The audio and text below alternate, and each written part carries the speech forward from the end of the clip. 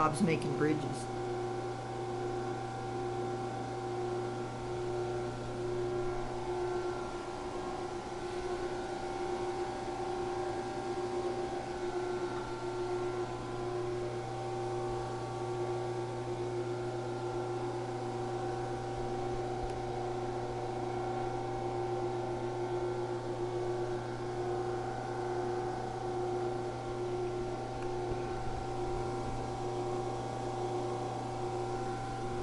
Bridges?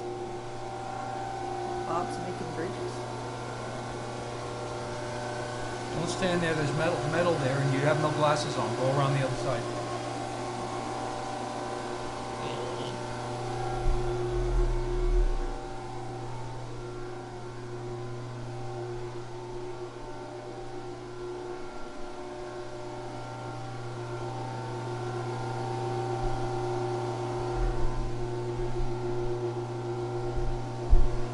Look at all this junk.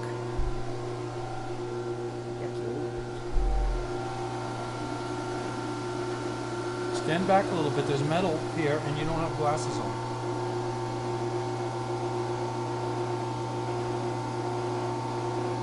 Let's stand back a little further. What are you doing there? Hold on, 900. Give me 1 second here, 910.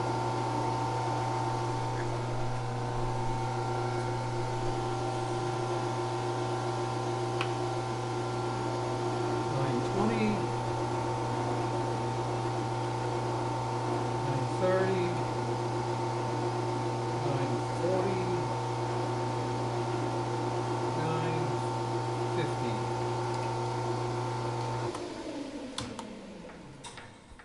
I'm making bridge pieces. It's a lot of work.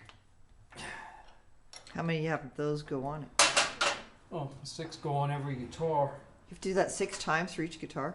Well, just not that, but a lot. It takes me 4 to 5 hours to make a set of these, just about. Oh my God. Yeah, I know. It's a lot of work. Is that them? No, these are bits. No, it's those things doing it. These are bits. These are...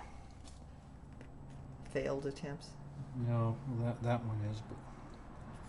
These are what I'm making right here. Oh. Did you zero in on those? What these are is exactly what I want for the pieces that go in the back of the guitar. This is a...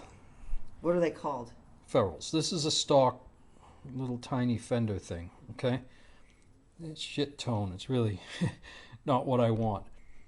See how deep the hole is? The hole, I don't, why they drill a hole that deep in this thing makes no sense to me at all, but you know, you don't need the ball way down there, and you don't need a hole that big for a ball because, for instance, this is a 1950s block, okay? From a 1950s Strat.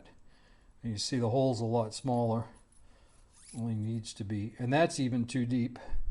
Needs to be about right there, and this is a copy of that made by a guitar company that's got a pretty good machine shop. I don't know whether they do it themselves or use another machine shop, but he improved it. It's just like cold rolled steel, like a 50s block, but he's got it only deep enough so that it just clears the ball, you see.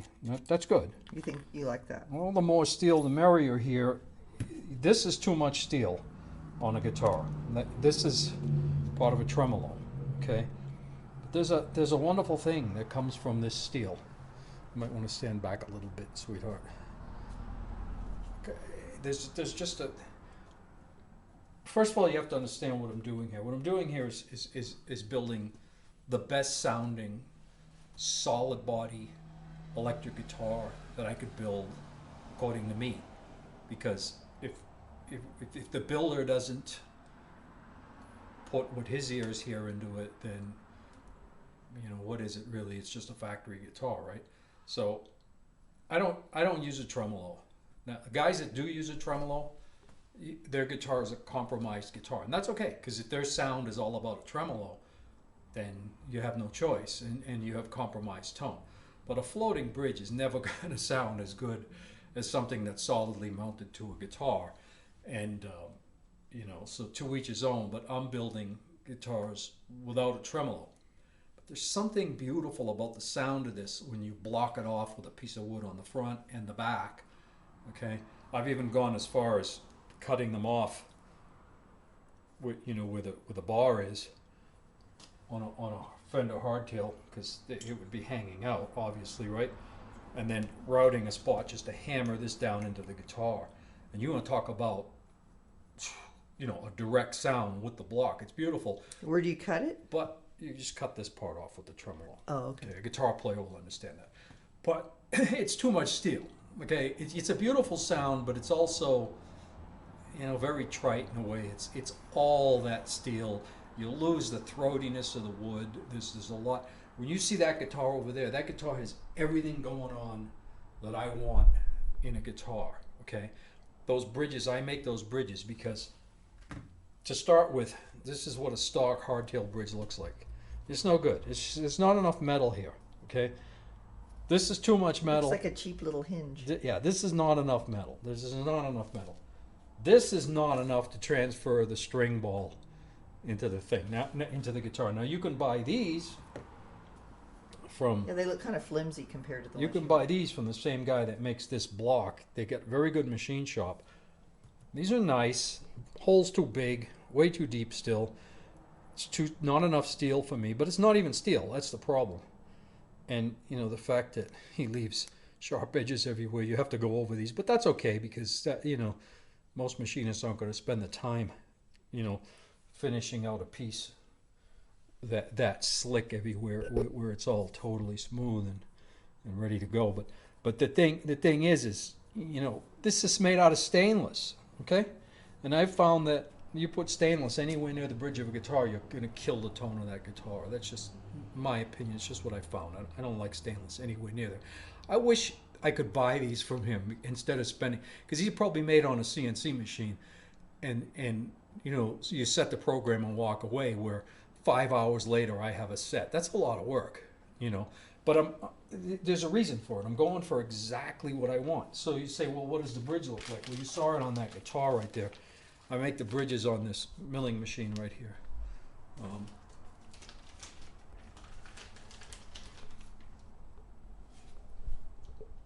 And bridges look like this. Well, that's a. No, that looks like a good hinge. That's a whole lot of steel. See, and it's the right steel. It's the cold rolled steel that gets that deep, rich, like a Baldwin vocal tone. This is where your screws would go on a tremolo. So I decided, well, I'll take some extra metal here, 150 thou here instead of this thin 80,000. Nothing of a bridge. Then the back strap on these is bent. So a lot of this doesn't even contact the body, where this is machined out. So this contacts the body right to the end, and we got a much thicker strap here, you know, and machined very, very flat, so that it really. Shiny. Well, I polish these myself, and then have them copper and then nickel plated, which is that's the hard part now, is finding somebody to do the plating. The plating is really hard to get done, you know. But that's the secret to the tone of my new guitars is that a little bit of everything. But all those fancy guitars I made in the past with all the crazy carving on them and all the crazy woods and stuff, you know, that's all well and good. But over the years, I've found that the Stratocaster body is it. I mean, it's really hard to beat that in a guitar. You can just manipulate it and throw it around, and we're all used to them. And a one-piece maple neck out of the right maple with my truss rod in it. No two-piece truss rods. They're one-piece truss rods. They don't go through the headstock. They're anchored. It's my own design. They're anchored back by the 3rd fret where you need the rod. With my own, I even have my own. I make my own truss rod nuts on this and all that, right? It's just like taking a Stratocaster, what I think is the greatest guitar ever, and making it perfect. And that's what I'm doing with these new guitars, you know. Let me get that guitar. The shop's getting kind of packed in, so So it's a little difficult to move around in here, but this is my outside garage shop, but you know. Pretty. Yeah, this one here. That's your number one Yeah, it's my favorite king of the world guitar. and this is a And it's beautiful. got the new bridge on it. Yeah, see that, you can see that bridge, and the saddles. You know, it's hard to make these saddles without some heavy machinery. These are stamped, and I'm using these pure vintage because they're the same steel that I'm using here. They're cold rolled steel, but there's no copper plating. They're just, and they're not heat treated like this guy's saddles are heat treated, and they don't sound any good. They're just too hard and too bright sounding. So these are not heat treated, so they're regular 1018, you know, cold rolled steel. And then there's no copper plating on them. They're just flash plated with the nickel, which makes a big difference because you want a free tone on these saddles, but then I want some of that onset of the punch from all that steel there. And then of course the deep, you know, much heavier, solid. So you're going to replace those with the new ones, or you're going to leave them be for now? So this is what's going on with these guitars. Here. Let's put this back where it's safe. What was that? That's somebody across the street working. Oh. What are you doing with the camera? I'm pointing it at you. Oh, I thought you were pointing it over there. Anyway, that's what's going on here. I'm going to put the next bit in and continue working. And Michelle's going to go harvest some tomatoes, I think, out of the garden. No, I'm cutting off the flowers so they won't make it. That one's not straight. Yes. They need to be straight, don't they? I think that might be helpful. Straight. It's not straight. It's straight. No, you're right. I got it a good eye for that stuff. Look at that. It says Jacob's Chuck. They're a pain in the ass sometimes, you know. Now that is. Now that makes the. So you made the small hole, and now you're making the bigger one. That small hole holds. that goes all the way through was made first. That's for the string, and then this is the hole that goes for the. Yeah, it might be interesting. The gold part. Yeah, This part. It might be interesting to put the camera on For here. this part here. Stick with me till the end of this one, and we'll see how The hole you're these- doing now is for this end ring here. Yes, we'll see how these are Okay. done. Okay, so I'll Okay. center that up. All right. Then I'll center this. I'll run this to 0 on my gauge here, which is fairly useless, but close. I've already got it figured with a real gauge, you know.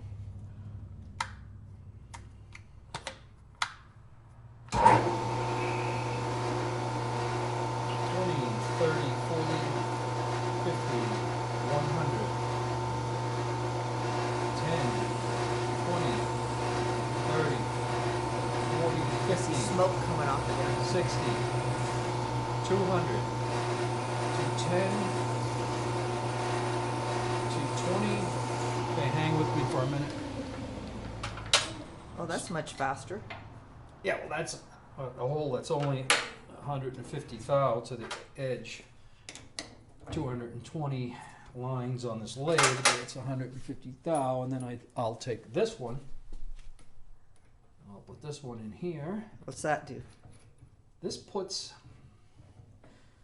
Oh, is that like chamfer or whatever thing? yeah, all this, every step is very important. This puts this tiny little chamfer right there, okay? So that when you're changing your strings and you drop that in through the back, the ball will just bounce right off the edge of that, see?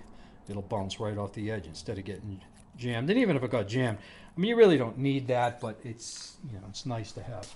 So that one, I just run it up. Yes, I was a machinist in another lifetime, many, many, many years ago. Not for long, but because when I was a kid, I worked in a machine shop and learned this stuff, and it was like the kiss of death to me to think I would have to spend my whole life. So you just touch it off?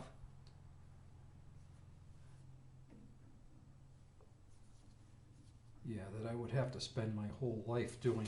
Standing in front of a machine, Standing in breathing, front of a burning oil. machine doing this was just... Sorry guys. Hold on. That's better. Okay.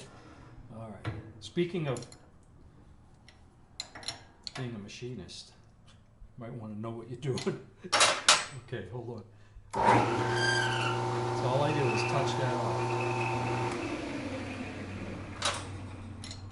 Alright. And then that part's done. Now you have to cut it off. Now I have to cut it off, and that's work. The fun part. That's some work for sure. There's some work involved in that.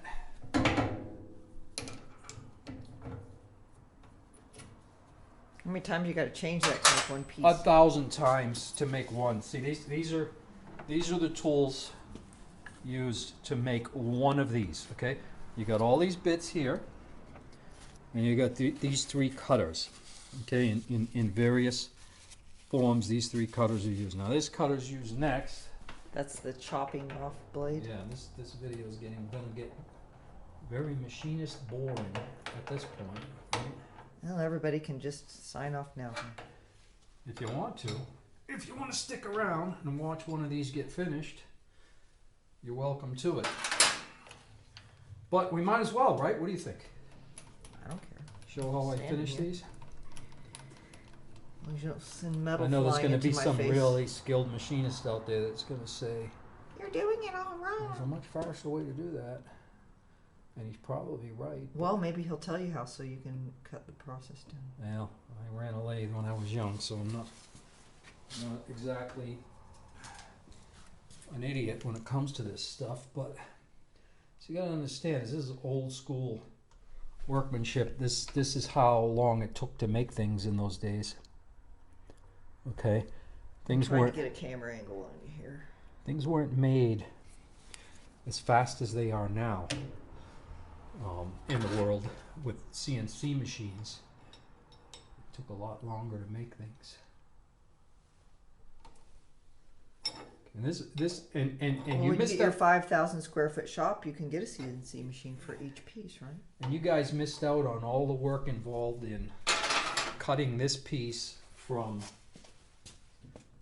this chunk of 7/16 steel down to the diameter it takes to make one of these. That's what these two are used for. That's the most fun part? Is that what you're saying? See, it's the most fun part, but you know, I don't remember if I faced that off because I was doing this video. Faced what off?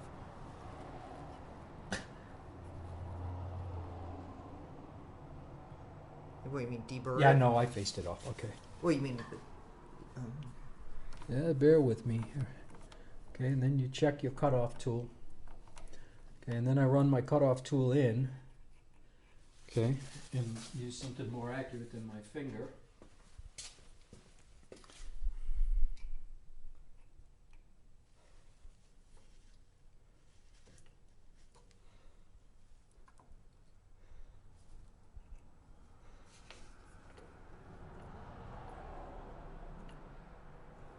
Very old school. Okay, so now I got that set.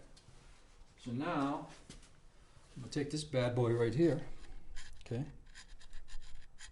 on this magnetic base. This is a gauge on a magnet. Is basically what it is. Okay, and I'm gonna take this. I'm gonna set it right there. Back a little bit. Okay, and I'm going to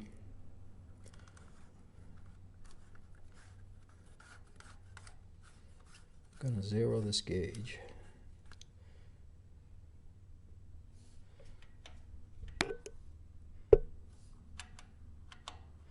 Okay, now stand over here and we'll crank this gauge 500 thousandths, which is 1 2, 3, 4. I'll come around real slow now. So that's a ½ inch. Right? Ooh, the motorcycles are out. I might have to get out there. Oh, here we go. Yeah, it's warm. 500 thou, right there. Okay? Now stand over here. I'm going to drop a spot oil on that.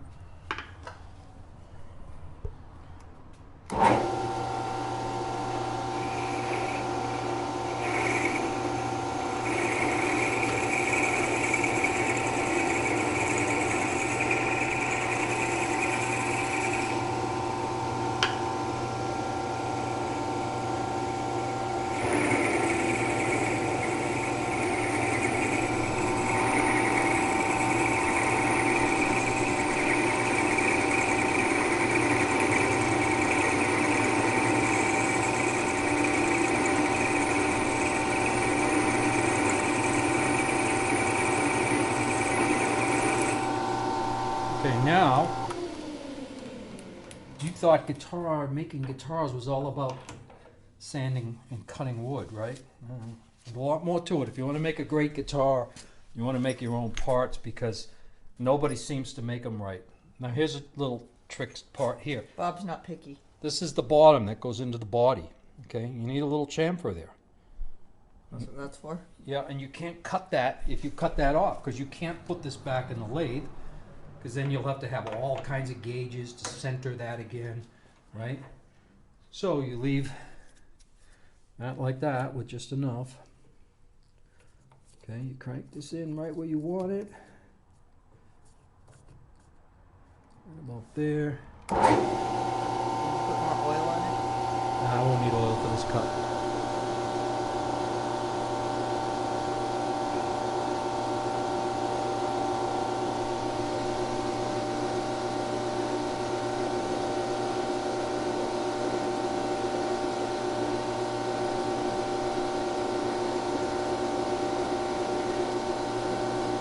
Perfect. Okay. So now you close in on that. You'll see I have my nice little chamfered edge there. See? Mm-hmm. Okay.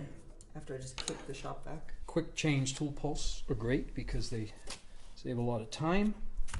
Now I'll put this back in, and instead of all the measuring, I don't need to because I can basically just find the slot with both hands. It's tricky. It's a little bit tricky, but right there. Okay.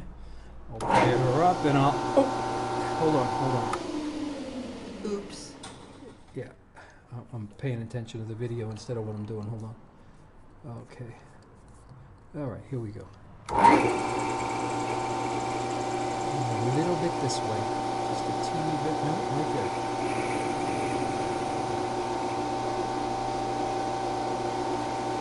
Right there. Okay.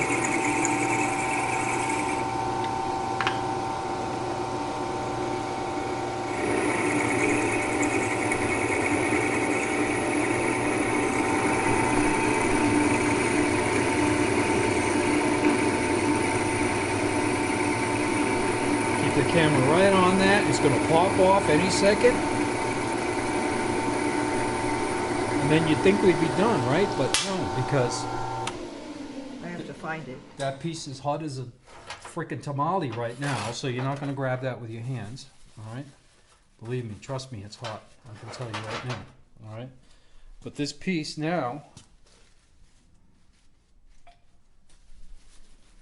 needs a little more of this and that. Okay, what I do, you might as well watch me till I finish one, right? See how long one really takes.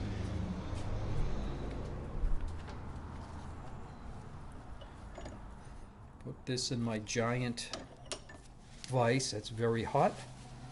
Okay. The vise isn't hot. No, the vise ain't hot. The piece is hot. Okay, I'm gonna take that nib off. Watch your face.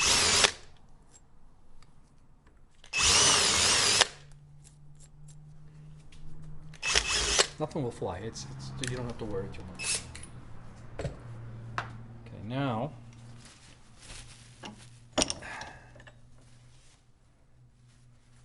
Now I take them like this.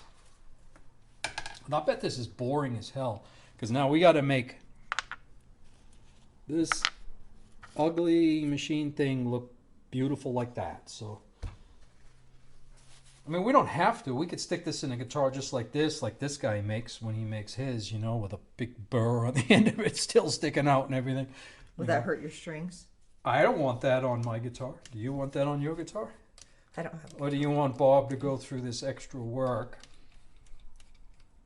Right? So, okay, see? So I got that in a drill. Okay? And I will take my emery. Maybe you want to go on this side.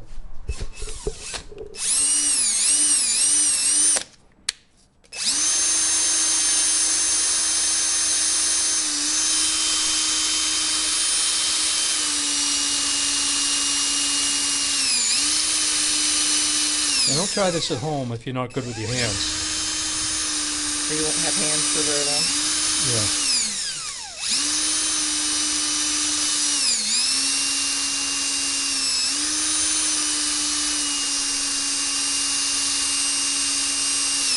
That's the end you hammer into the guitar. This is, in fact, yep.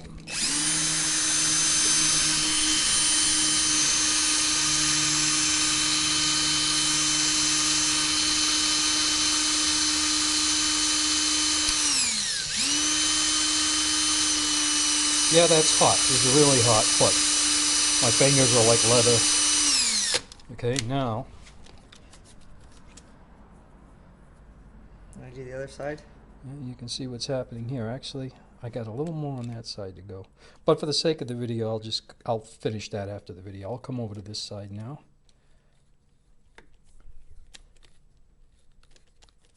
Get it in there straight.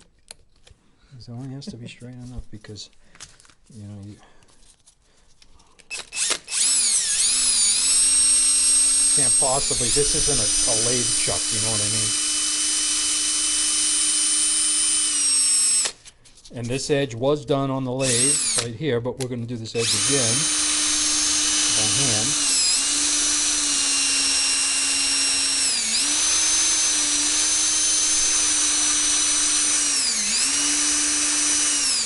I think we should wrap it up now. Perfect. Almost done.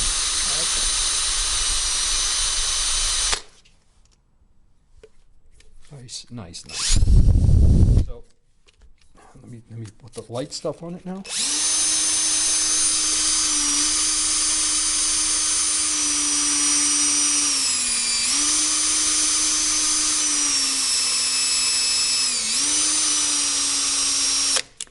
Okay, now these are exactly 376 thousandths around. Okay. I got a couple of more minutes left on that one, but here's one that's totally done. These are 376 thousandths. Okay. The hole you're going to drill in the wood is 375 thousandths, which is what? You know this. 3/8 of an inch. 3/8 of an inch. So 3/8 of an inch, when you drill a hole in wood 3/8 of an inch, it's always a little bigger than 3/8 of an inch. These are going to be flash plated. Gives you about a 1/2 thousandths.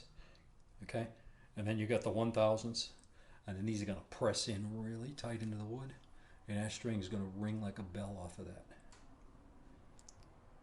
Just like your bridges. Yep. And, you know, coupled with that bridge. But that's how long it takes to make these. It takes a long time. Now you have You know? one, two, If I had a three. big, giant machine shop, I could make Now it you have faster, 9. but I don't. Almost 9. Yeah. What about that one? Almost 10. That one came out to 375. So Oh, it's that one's useless. dead. It's useless to me, unfortunately.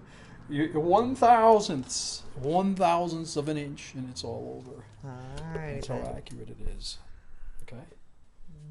I'm backing away from the video now. All right.